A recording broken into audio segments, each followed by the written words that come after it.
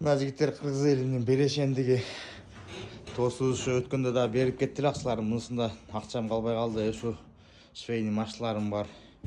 Ушуларды алып барып ала тургандар болсо сатып акчасын кыла болсо муктаждарга да болсун да берип ушу үйдө иштегендерге кандайларга бергиле деп берип атат досубуз. Алла ыраазы болсун.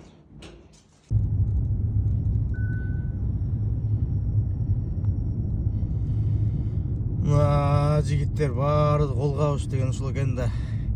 Бирик кыргыз дегендей биригип.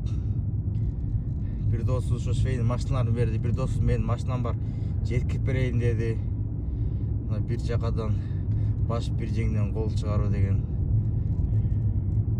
Мына алып баратабыз азыр. Ала тургандар болсо кайрылсаңыздар болот.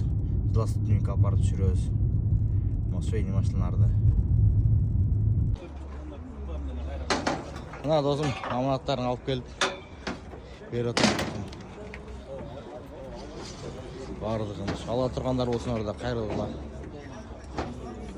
Швейный машиналардын түрлөрү.